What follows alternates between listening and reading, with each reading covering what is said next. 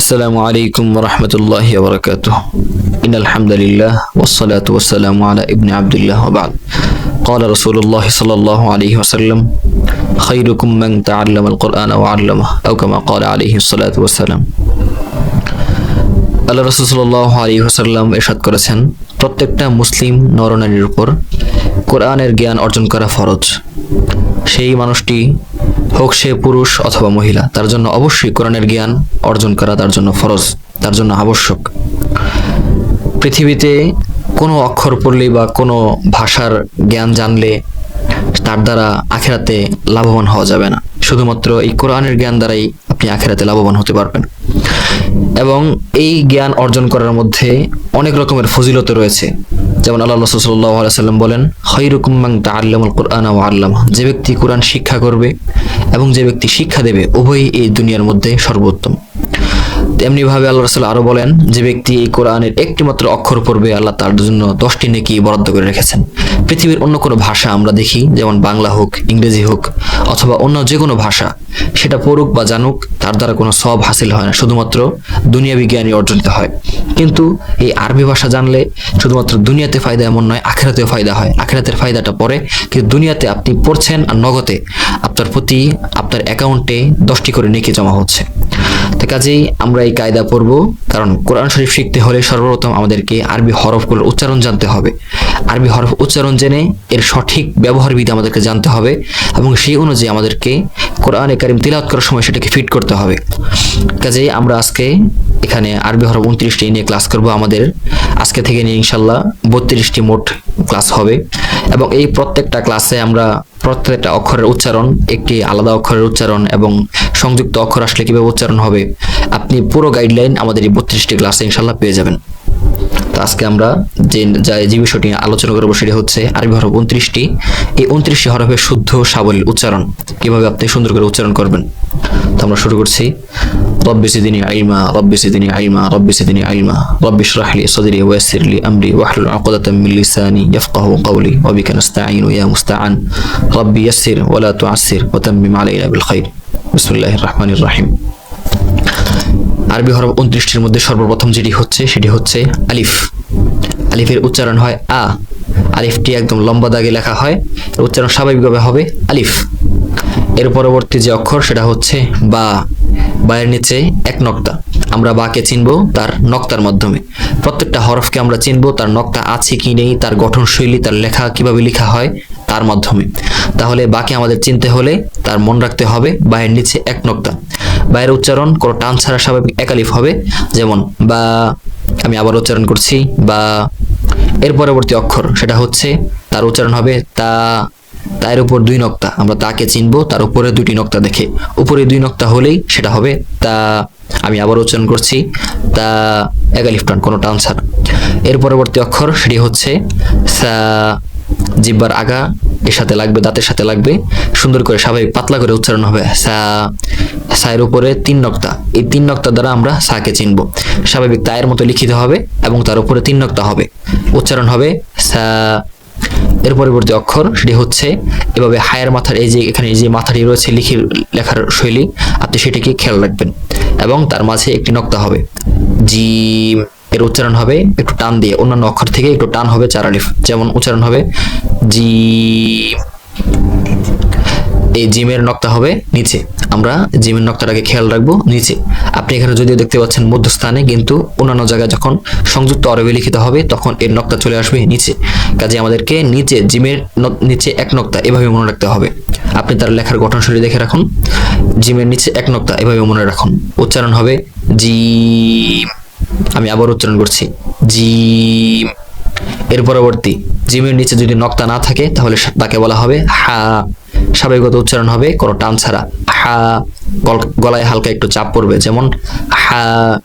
আমি আবার উচ্চারণ করছি হা। এর পরবর্তী অক্ষর সেটি জিম হা এর মতোই লিখিত হবে এবং উপরে এক নক্তা হবে। আমরা এটাকে চিনব তার উপরে নক্তা দেখে, এর উচ্চারণ হবে খ। আমি আবার উচ্চারণ করছি খ। স্বাভাবিকত অন্যান্য অক্ষরগুলোকে তার নোক্তার মাধ্যমে চেনা হয়, এই অক্ষরটাকেও আমরা নোক্তার মাধ্যমে চিনব এবং এর লিখিত উপরের মাথাটা দ্বারা। আপনি যখন সংযুক্ত হরফে লিখিত হবে তখন তার উপরের মাথাটা শুধু দেখবেন, নিচের পুরো টানটা আপনি পাবেন না। কাজে আপনাকে উপরের মাথাটা দেখে চিনে রাখতে হবে। আমরা কিভাবে মনে রাখবো? খয়ের উপর এক নোক্তা। আবারও বলছি, খয়ের উপর এক নোক্তা। উচ্চারণ হবে খ, এক আলিফ টান, লম্বা চড়া কোনো টান নয়, যেমন খ। এর পরবর্তী অক্ষর যেটা হচ্ছে সেটি হচ্ছে, এটি কোনো লেখার শরীরটা আপনি দেখে রাখবেন। দাল শুরুতে লেখা হোক এভাবেই আসে, দাল মধ্যস্থানে কখনো লেখা হয় না, এবং শেষে লেখা হলে এভাবেই লেখা হয়। আমরা এটাকে এর লেখার গঠনশৈলী দেখে মনে রাখবো। এর উচ্চারণ হবে 4 আলিফ টান হবে, যেমন দাল। আমি আবার উচ্চারণ করছি, দাল। এর পরবর্তী অক্ষর, এই দালকে শুধু তার উপরে একটি নক্তা দিলেই এই অক্ষরটি গঠিত হয়ে যায়। আমরা সেটাকে মনে রাখবো দাল, এভাবে। এর উচ্চারণ হবে দাল। দালকে আমরা মনে রাখবো দালের উপর এক নক্তা। আমি আবারও বলছি, দালকে আমরা মনে রাখবো দালের উপর এক নক্তা, এইভাবে। এর পরবর্তী অক্ষর হচ্ছে র, স্বাভাবিক কোনো টান ছাড়া, এক আলিফ টান হালকা একটু হবে, র। আবার বলছি র। এই র, এটাও দাল দালের মতো শব্দের শুরুতে লেখা হয় এবং শেষে আসে, মাঝখানে এটা আসে না। আসলেও আপনি যেই স্টাইলে লেখাটা দেখছেন সেভাবেই আসবে। আমরা মনে রাখবো র, লেখার শৈলী দেখে আমরা এটাকে পরবর্তীতে চিনবো ইনশাল্লাহ। উচ্চারণ হবে র। এর পরবর্তী অক্ষর, সেটা ওই দাল আর দালের মতোই আমরা মনে রাখবো র এর উপর এক নক্তা। র এর উপর এক নক্তা হলে কি হবে? হবে যা। আবার বলছি যা। জায়ের উপর এক নক্তা, র এর উপর এক নক্তা, এভাবে আমরা চিনবো যা। এর পরবর্তী অক্ষর, এটার নাম হচ্ছে সিন। 4 আলিফ টান দিয়ে সিন। সিনকে আমরা মনে রাখবো এর লিখন যখন সংযুক্ত হরফে আসবে তখন এর লিখন শৈলী হবে 3 মাথা দিয়ে। আপনি দেখতে পাচ্ছেন শুরুতে 3টি মাথা রয়েছে, 1 2 3। এই 3টি মাথা, এর দ্বারা আপনি সিনকে চিনতে পারবেন। উচ্চারণ কিভাবে হবে? সিন। আবার বলছি সিন।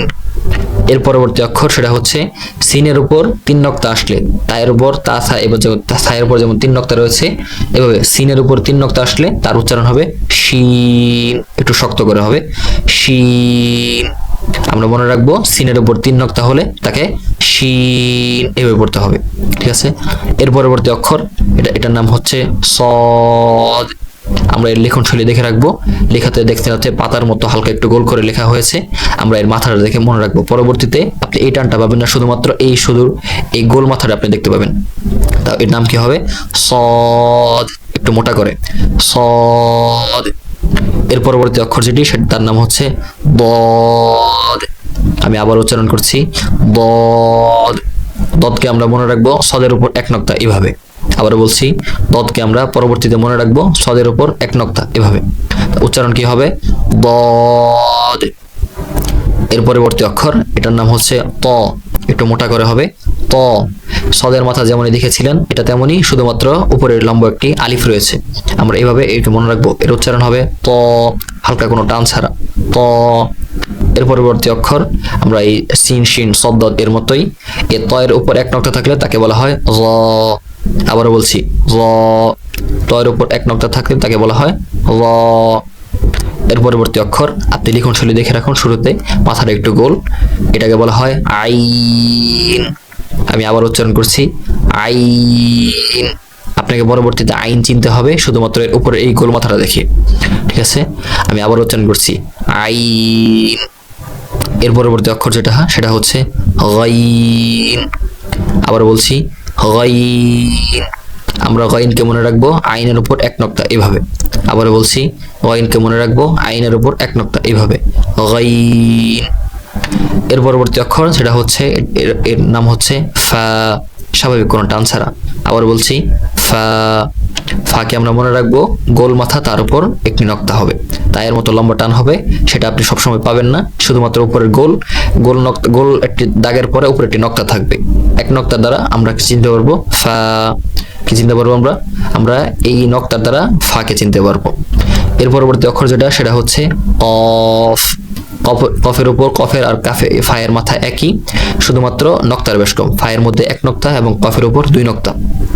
তাও আমরা কফকে চিনবো তার উপর 2 নক্তা দেখে, কফের উপর 2 নক্তা, এভাবে কফ। উচ্চারণ হবে কফ। গলায় হালকা প্রেসার পড়বে, কফ।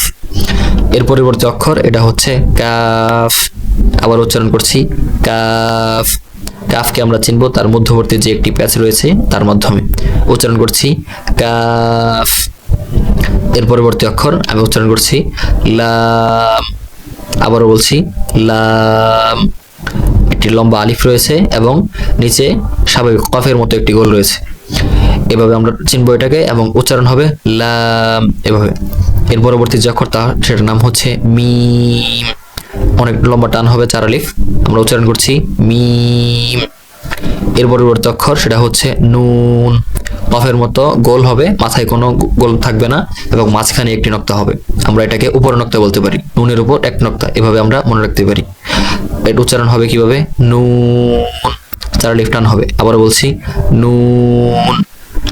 এর পরবর্তী অক্ষর সেটা হচ্ছে ওয়াও। সেটাও টান হবে, ওয়াও। ওয়াওকে আমরা চিনবো, ও এভাবে লেখা হয়, শব্দের শুরুতে এভাবে লেখা হয় এবং এটা মাঝখানে আসলে কোনো সংযুক্ত অক্ষর হয় না এবং শেষে এভাবে লেখা হয়। আমরা এভাবেই চিনে রাখবো এটাকে। এর উচ্চারণ হবে ওয়াও। এর পরবর্তী অক্ষর সেটা হচ্ছে হা।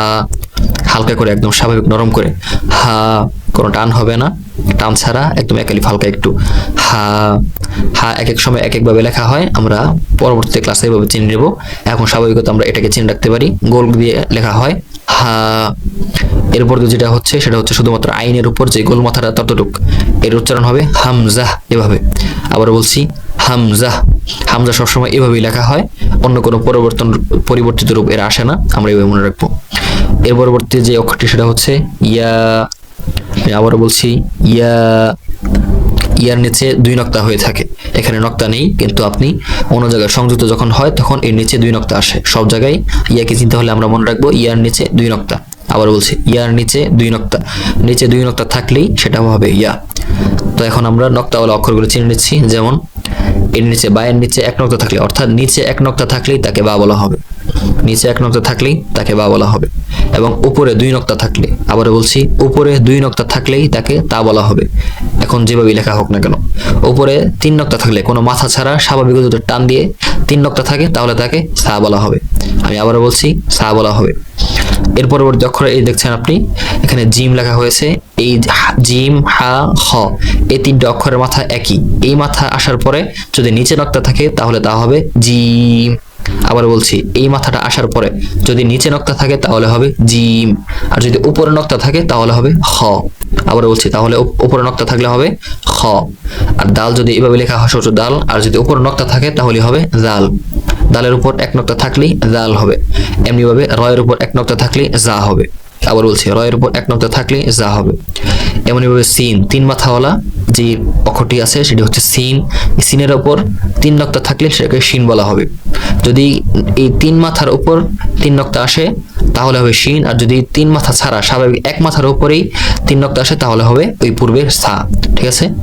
এর পরবর্তী এভাবে সদ। সদের উপর যদি সদকে আমরা চিনবো, সদের উপর কোনো আলিফ নেই, গোল একটি শেপ হবে, উপরে কোনো আলিফ থাকবে না। এই সদের উপর 1 নক্তা হলে সেটা দদ হয়ে যাবে। এমনি ভাবে ত, সদের যে মাথা রয়েছে তয়েরও একই মাথা, শুধুমাত্র উপরে একটি লম্বা আলিফ হবে। এই যদি আলিফ থেকে যদি কোনো নক্তা না থাকে তাহলে হবে ত, আর যদি নক্তা থাকে তাহলে হবে র।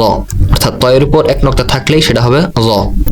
এরপরে এই যে গোল মাথার উপর আবার নিচে আরেকটি গোল মাথা হয়েছে, এটা হবে আইন। এই আইনের উপর যদি 1 নক্তা থাকে তাহলেই হবে গাইন। আবার বলছি আইনের উপর যদি 1 নক্তা থাকে তাহলেই হবে গাইন। এমনি ভাবে ফা, যে বায়ের মতো বা তা সা এর মতো টান হবে, কিন্তু মাথায় উপরে একটা গোল হবে। গোল শেপ হওয়ার পর উপরে 1 নক্তা থাকবে তাহলে হবে ফা। আর এই গোল মাথা থাকার পর যদি উপরে 1 নক্তা না থাকে 2 নক্তা থাকে তাহলে হয়ে যাবে কফ। আবার বলছি এই গোল মাথা থেকে উপর যদি 1 নক্তা না থেকে 2 নক্তা থাকে তাহলে হবে কফ, আর 1 নক্তা থাকলে ফা। আর কাফ, কাফের মাঝে যেই প্যাচ রয়েছে এর দ্বারা আমরা পরবর্তীতে কাফকে চিনবো। এর পরবর্তী যে কি বলে নক্তাওয়ালা হরফ রয়েছে সেটা হচ্ছে নুন। নুন উপরে 1 নক্তা থাকলে, সোজা কথায় বলতে পারেন উপরে 1 নক্তা থাকলেই নুন, এবং যেখানে যেভাবে লেখা হোক না কেন উপরে 1 নক্তা থাকলেই নুন। এবং যে ইয়া, পূর্বে বলেছিলাম ইয়ার নিচে 2 নক্তা থাকবে, এখানে হয়তো নেই, পরবর্তীতে নক্তা পাবেন ইনশাল্লাহ। ইয়ার নিচে 2 নক্তা থাকলেই অবশ্যই ইয়া হবে। ঠিক আছে। আলহামদুলিল্লাহ, এই ছিল আমাদের আজকের এই 29টি হরফের উচ্চারণ। আমরা যেই কায়দাটি আপনাদের সামনে উপস্থাপন করছি সেটার নাম হচ্ছে তাইসিরুল কোরআন কায়দা। আমি আবারও বলছি, এর নাম হচ্ছে তাইসিরুল কোরআন কায়দা। আপনি বাংলাদেশের যে কোনো লাইব্রেরি থেকে এই কায়দাটি সংগ্রহ করতে পারবেন। তো আলহামদুলিল্লাহ, আমরা আজকের ক্লাসে আলোচনা করলাম আরবি 29টি হরফের উচ্চারণ নিয়ে, এবং পরবর্তী ক্লাসে আমাদের আলোচ্য বিষয় হবে এই আরবি 29টি হরফের পরীক্ষা। এই পরবর্তী ক্লাসে আমাদের যে আলোচ্য বিষয় তা হবে এই যে আজকে আমরা আরবি 29 হরফ নিয়ে আলোচনা করলাম তার পরীক্ষা। ঠিক আছে? এবং অনেকেই ভিডিও শুরু এবং শেষে বলে থাকেন যে আমাদের চ্যানেলকে সাবস্ক্রাইব করুন। আমরা এমনটা বলছি না, শুধুমাত্র আপনি পুরো ভিডিওটা দেখুন।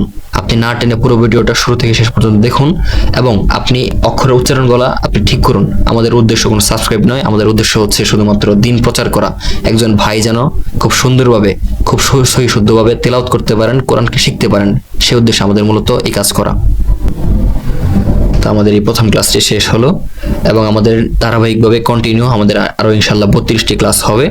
আপনাদের প্রতি উদাত্ত আহ্বান থাকবে যে আপনি আমাদের প্রত্যেকটা ক্লাস ইনশাল্লাহ দেখবেন। যদি আপনি দেখেন তাহলে আপনার ফায়দা হবে, অবশ্যই আপনি কোরআন সহি শুদ্ধভাবে পড়তে পারবেন। তো আজকের মতো এখানেই বিদায় নিচ্ছি এবং পরবর্তী ক্লাসে আবার যোগদান করার আমন্ত্রণ রইল। আসসালামু আলাইকুম ওয়া রাহমাতুল্লাহি ওয়া বারাকাতুহু।